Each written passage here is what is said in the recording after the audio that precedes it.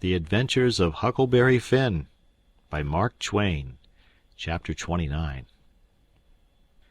They was fetching a very nice-looking old gentleman along, and a nice-looking younger one, with his right arm in a sling. And my souls, how the people yelled and laughed, and kept it up! But I didn't see no joke about it, and I judged it would strain the Duke and the King some to see any. I reckoned they'd turn pale. But no, nary a pale did they turn. The Duke he never let on he suspicioned what was up, but just went a goo-gooing around, happy and satisfied, like a jug that's googling out buttermilk. And as for the King, he just gazed and gazed down sorrowful on them newcomers like it give him the stomach ache in his very heart to think there could be such frauds and rascals in the world. Oh, he done it admirable. Lots of the principal people gathered round the King to let him see they was on his side. That old gentleman that had just come looked all puzzled to death. Pretty soon he begun to speak, and I see straight off he pronounced like an Englishman. Not the King's way, though the King's was pretty good for an imitation. I can't give the old gent's words, no, I can't imitate him, but he turned around to the crowd and says, about like this: "This is a surprise to me which I wasn't looking for, and I'll acknowledge, candid and frank, I ain't very well fixed to meet it and answer it. For my brother and me has had misfortunes. He's broke his arm, and our baggage got put off at a town above here last night, in the night by mistake. I am Peter Wilkes's brother Harvey, and this is his brother William, which can't hear nor speak, and can't even make signs to amount to much, now's he's got only one hand to work them with. We are who we say we are, and in a day or two, when I get the baggage, I can prove it. But up till then I won't say nothin' more, but go to the hotel and wait." So him and the new dummy started off, and the King he laughs and blethers out, "Broke his arm! Very likely, ain't it? And very convenient, too, for a fraud that's got to make signs and ain't learnt how. Lost their baggage. That's mighty good. And mighty ingenious under the circumstances." And so he laughed again, and so did everybody else, except 3 or 4, or maybe half a dozen. One of these was that doctor. Another one was a sharp-looking gentleman, with a carpet-bag of the old-fashioned kind made out of carpet stuff, that had just come off of the steamboat and was talking to him in a low voice, and glancing towards the King now and then and nodding their heads. It was Levi Bell, the lawyer that was gone up to Louisville, and another one was a big rough husky that come along and listened to all the old gentleman said, and was listening to the King now. And when the King got done, this husky up and says, "Say, looky here, if you are Harvey Wilkes, when did you come to this town?" "Day before the funeral, friend," says the King. "But what time of day?" "In the evening, about an hour or two before sundown." "How'd you come?" "I come down on the Susan Powell from Cincinnati." "Well, then, how'd you come to be up at the Point in the morning in a canoe?" "I warn't up at the Point in the morning." "It's a lie." Several of them jumped for him, begged him not to talk that way to an old man and a preacher. "Preacher be hanged, he's a fraud and a liar. He was up at the Point that morning. I live up there, don't I? Well, I was up there, and he was up there. I see him there. He come in a canoe, along with Tim Collins and a boy." The doctor, he up and says, "Would you know the boy again if you was to see him, Hines?" "I reckon I would, but I don't know. Why, yonder he is now. I know him perfectly easy." It was me he pointed at. The doctor says, "Neighbors, I don't know whether the new couple is frauds or not, but if these two ain't frauds, I am an idiot, that's all. I think it's our duty to see that they don't get away from here till we've looked into this thing. Come along, Hines. Come along, the rest of you. We'll take these fellows to the tavern and affront them with the other couple, and I reckon we'll find out something before we get through." It was nuts for the crowd, though maybe not for the king's friends, so we all started. It was about sundown. The doctor he led me along by the hand, and was plenty kind enough, but he never let go my hand. We all got in a big room in the hotel, and lit up some candles, and fetched in the new couple. First the doctor says, "I don't wish to be too hard on these two men, but I think they're frauds, and they may have complices that we don't know nothing about. If they have, won't the accomplices get away with that bag of gold Peter Wilkes left? It ain't unlikely. If these men ain't frauds, they won't object to sending for that money and letting us keep it till they prove they're all right. Ain't that so?" Everybody agreed to that. So I judged they had our gang in a pretty tight place right at the outstart. But the king he only looked sorrowful, and says, "Gentlemen, I wish the money was there, but I ain't got no disposition to throw anything in the way of a fair, open, out-and-out investigation of this miserable business. But alas, the money ain't there. You can send and see if you want to."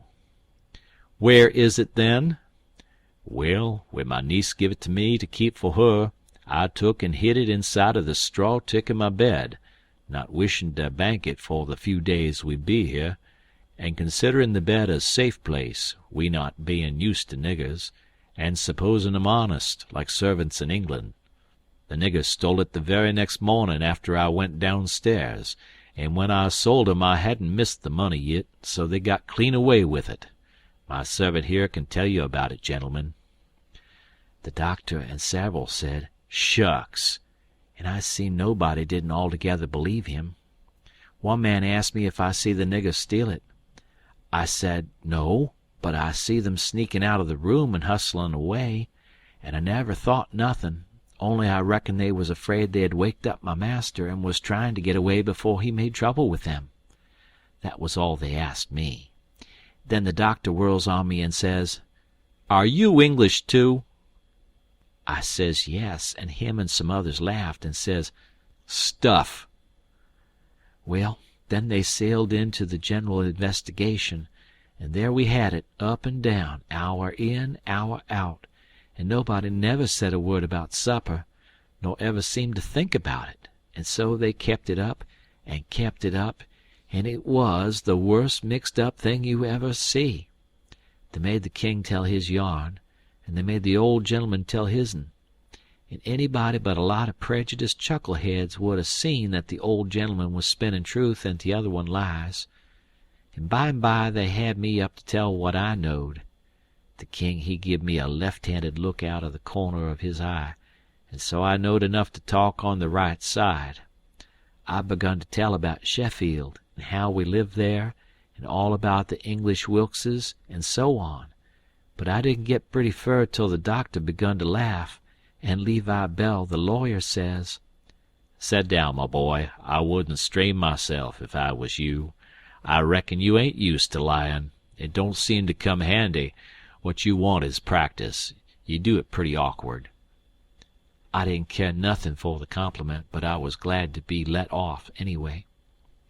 The doctor he started to say something, and turns and says, "If you'd been in town at first, Levi Bell," the king broke in and reached out his hand and says, "Why, is this my poor dead brother's old friend that he's wrote so often about?" The lawyer and him shook hands, and the lawyer smiled and looked pleased, and they talked right along a while, and then got to one side and talked low, and at last the lawyer speaks up and says, "That'll fix it. I'll take the order and send it, along with your brother's, and then they'll know it's all right." So they got some paper and a pen, and the king he set down and twisted his head to one side, and chawed his tongue, and scrawled off something. Then they give the pen to the Duke, and then for the first time the Duke looked sick, but he took the pen and wrote. So then the lawyer turns to the new old gentleman and says, "You and your brother please write a line or two and sign your names." The old gentleman wrote, but nobody couldn't read it. The lawyer looked powerful astonished and says, "Well, it beats me," and snaked a lot of old letters out of his pocket, and examined them, and then examined the old man's writing, and then them again, and then says, these old letters is from Harvey Wilkes, and here's these two handwritings, and anybody can see they didn't write them." The king and the duke looked sold and foolish, I tell you, to see how the lawyer had took them in.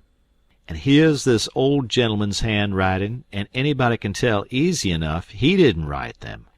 Fact is, the scratches he makes ain't properly writing at all. Now here's some letters from—" The new old gentleman says, "If you please, let me explain.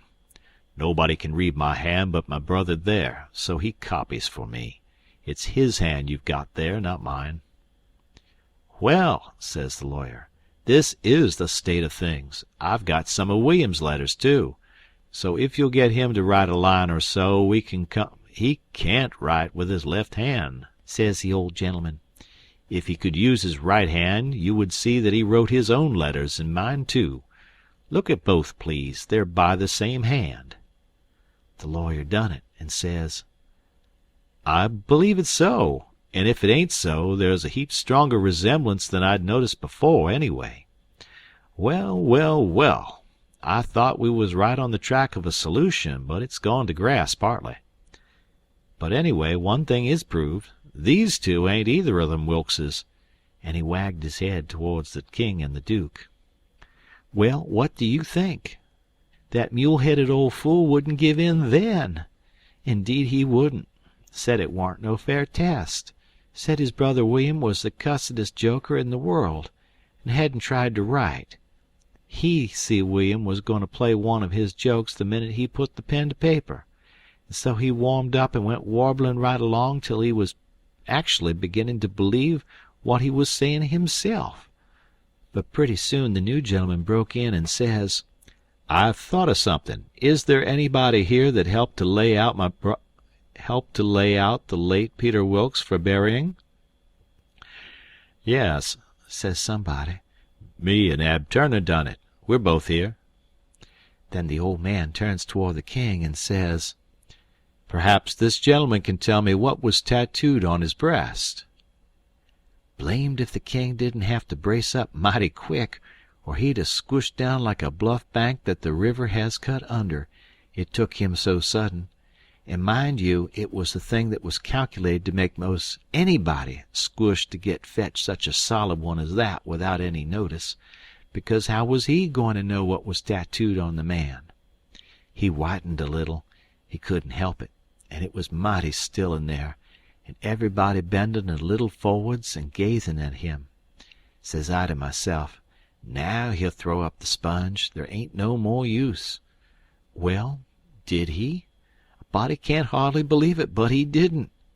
I reckon he thought he'd keep the thing up till he tired them people out, so they'd thin out and him and the Duke could break loose and get away. Anyway, he set there. Pretty soon he begun to smile and says, It's a very tough question, ain't it? Yes, sir, I can tell you what's tattooed on his breast. It's just a small, thin, blue arrow. That's what it is. And if you don't look close, you can't see it. Now, what do you say, hey?" Well, I never see anything like that old blister for clean out-and-out cheek. The new old gentleman turns brisk towards Ab Turner and his pard, and his eye lights up like he judged he got the king this time, and says, "There, you heard what he said. Was there any such mark on Peter Wilkes's breast?" Both of them spoke up and says, "We didn't see no such mark." "Good," says the old gentleman. "Now what you did see on his breast was a small, dim P and a B, which is an initial he dropped when he was young, and a W with dashes between them, so P-B-W, and he marked them that way on a piece of paper. Come, ain't that what you saw?" Both of them spoke up again and says, "No, we didn't. We didn't see any marks at all."